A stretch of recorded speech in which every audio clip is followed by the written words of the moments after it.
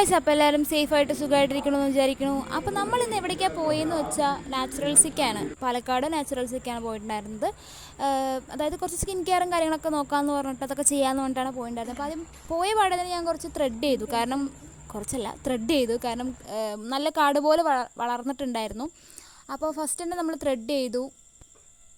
പിന്നെ അടുത്ത പരിപാടി കല്യാണമൊക്കെ അല്ലേ, അപ്പോൾ കുറച്ച് ഫേഷ്യലോ ക്ലീനപ്പൊക്കെ ചെയ്യാമെന്ന് കൊണ്ടാണ് പോയത്. അപ്പോൾ അതും ചെയ്യാൻ നിന്നു.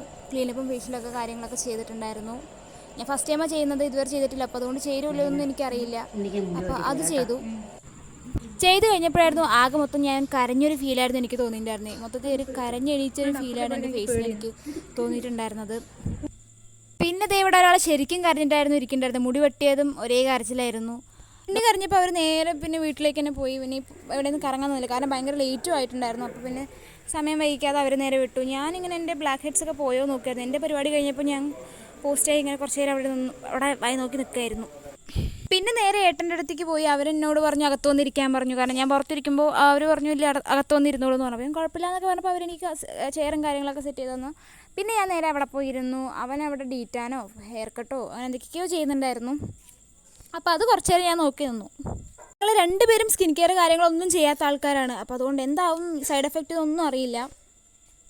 ഇത് കണ്ടപ്പോൾ എനിക്ക് ശരിക്കും ജഗദീഷിൻ്റെ ഡയലോഗാണ് എനിക്ക് ഓർമ്മ വന്നത്. ഇത് ട്രൈ ആവാൻ കുറച്ച് ടൈം എടുത്തിട്ടുണ്ടായിരുന്നു. കുറച്ച് ടൈമേ ഉള്ളൂ. ഏതിൽ കൂടെ വേണേലും പൊക്കോ.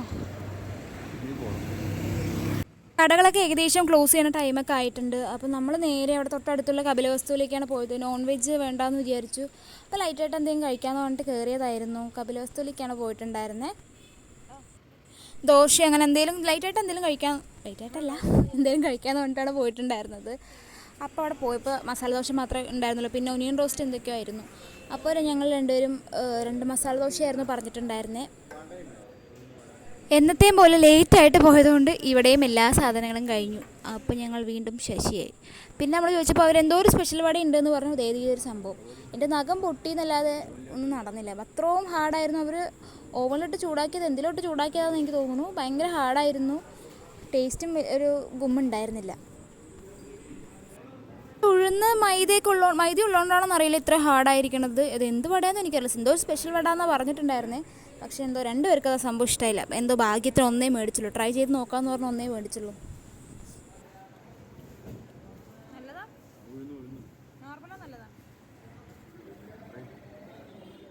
അപ്പോൾ ഇത്രയേ ഉള്ളൂ ഗായ്സ് ഇന്നത്തെ കുട്ടി വീഡിയോ. പിന്നെ ഞങ്ങൾ നേരെ വീട്ടിലേക്ക് പോയി. അപ്പോൾ ഇഷ്ടപ്പെടുകയാണെങ്കിൽ ഒന്ന് ലൈക്ക് ചെയ്ത് സബ്സ്ക്രൈബ് ചെയ്തിട്ട് പോണേ. ബൈ.